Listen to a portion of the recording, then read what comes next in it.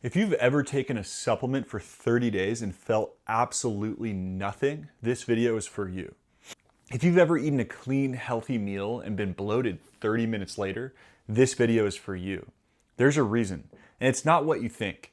The reason is that for most people in this country, their digestion is broken. Not because of what they're eating, not because of what supplements they're taking, not because they need more digestive enzyme supplements, because of how they're eating it. Most people don't get benefit from supplements or food because their body literally cannot access the nutrients in either one.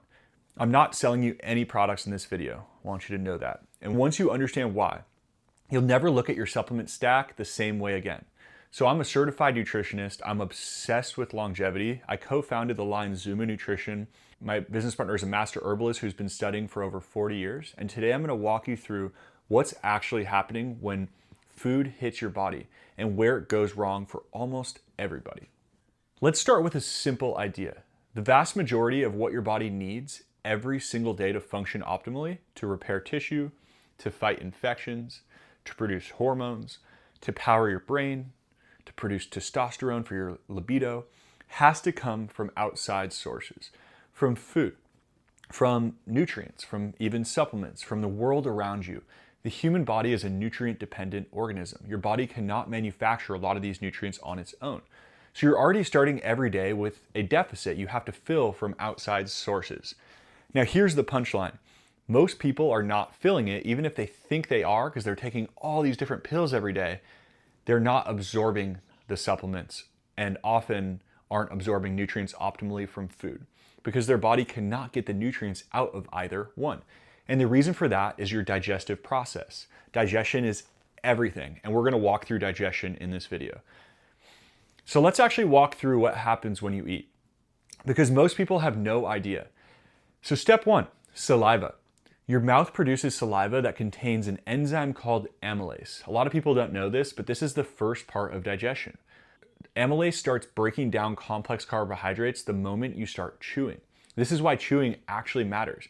Not in like a hippie sort of way, but mechanically. If you swallow your food in 3 bites and eat super fast and chase down with water, you skip step 1 of digestion. Step 2, your stomach. This is the big one. So your stomach produces hydrochloric acid, and it does 3 critical things. It breaks down protein, it activates the enzymes that break down protein further, and it kills harmful bacteria in your food. Without enough stomach acid, none of these 3 things happen properly. Step 3, your stomach passes the food into your small intestine, and at that point, your pancreas and gallbladder kick in. Your pancreas releases roughly 1.5 liters of digestive juices every single day, full of enzymes that break down fats, proteins, and carbohydrates. Your gallbladder releases bile, which emulsifies fat so your body can absorb fat-soluble vitamins like vitamin A, D, E, and K. Step 4, the food is now broken down into a tiny size that gets absorbed through the lining of your small intestine and into your bloodstream. That's when nutrients actually get into your body. And this takes time. This is a sensitive process. Not when you swallow them do they immediately go into your bloodstream and are bioavailable. Not when they're just sitting in your stomach. When they make it through the digestive process and get assimilated through the gut lining. Now here's where it goes wrong for most people. The single most underdiagnosed failure point in this whole system is stomach acid. As you age, especially after 40 or 45, hypochlorhydria, which is the medical term for low stomach acid, becomes increasingly common. From the research I've done, studies suggest a meaningful portion of adults over 50 produce significantly less hydrochloric acid than they did in their 20s. And here's the cruel irony. Low stomach acid feels almost identical to high stomach acid. Heartburn, burping, that burning feeling after meals, bloating. So many people walk into a doctor, describe these symptoms, and walk out with a prescription for an acid blocker. Now I want to be clear, PPIs are sometimes medically necessary, and you should never stop without a conversation with your doctor. But for a lot of people on them long term without a clear diagnosis, it's worth asking the question, am I actually producing too much stomach acid? Or am I producing too little? Because if it's the latter, the medication is making the original problem worse. Less acid means less protein digestion, less defense against bacteria in your food. Iron, B12, calcium, zinc, Minerals and certain vitamins that need stomach acid to be properly broken down and absorbed are exactly the nutrients that keep coming up low on blood work for people with low stomach acid. You can take an iron supplement every day for a year, and if your stomach acid is too low, a chunk of it never makes it into your bloodstream. Now, another thing nobody talks about, digestion is a sensitive process, and from the research my mentor's done over 40 years working with patients, high amounts of sugar immediately after a heavy protein meal can disrupt the digestive cascade. Here's what he's observed clinically and what the underlying mechanism suggests. So you sit down to a meal, protein, vegetables, maybe some grains. Your body releases hydrochloric acid, digestion starts, this process we just described. Your pancreas starts gearing up, digestion's going. Then you finish your meal with an ice cream sundae, that big dessert right after the meal. So high amounts of sugar hit your bloodstream really fast. Your brain receives a signal that energy is here, and it throws off your hydrochloric acid balance. And the digestive process can down-regulate mid-meal. Your meat is sitting in your stomach, half broken down, and the digestion that was supposed to finish the job slows down. That's a big reason you feel bloated 30 minutes after dinner. That's why dessert can ruin everything before it. The way Western culture eats, finish a savory meal, immediately have a big sugary dessert right after, is biochemically one of the worst patterns we've invented. Skip the dessert or just save it for a few hours, maybe 2.5 hours after that protein meal, and your gut will thank you. That meal will actually be digested, absorbed, assimilated, and then you can enjoy the sugar. So what do you actually do with this information?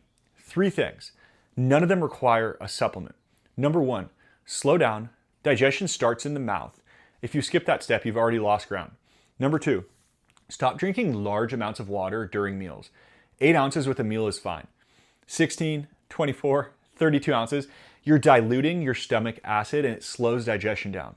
Drink your water between meals. Space it out from your meals, not during them.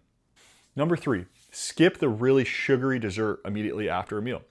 If you finish dinner and immediately eat a huge amount of sugar, you may be throwing off your digestive process on the meal you just ate.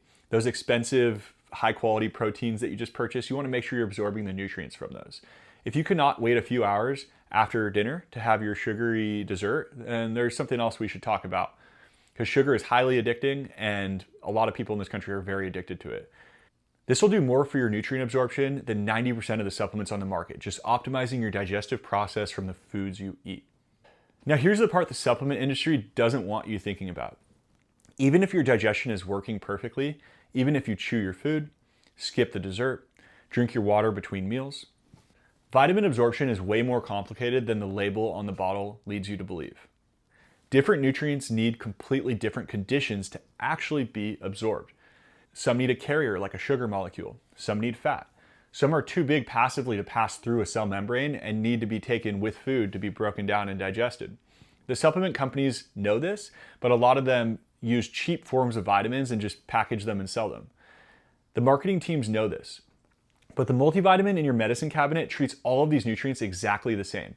Same pill, same time, same delivery system. It's simple marketing for the consumer. Everything you need in one scoop or one pill, which is why most of it never makes it into your bloodstream. That's the next layer of this conversation, and it's the topic of my next video.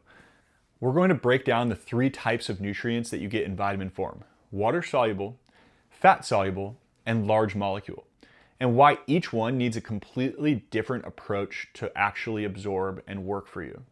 So if you've been wondering why your supplements aren't working for you, and why you're bloated after every single meal, and why you eat healthy but don't feel optimal, why your blood work hasn't moved despite your best efforts, start here.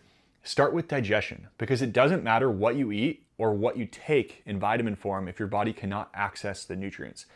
Just remember, at Zuma Nutrition, we don't make supplements for the label and marketing. We make them for the cell.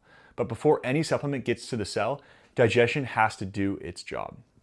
Subscribe so you don't miss part 2. We're going to go deep on absorption science, and once you understand absorption science, you'll never buy a supplement the same way. I'll see you in the next one.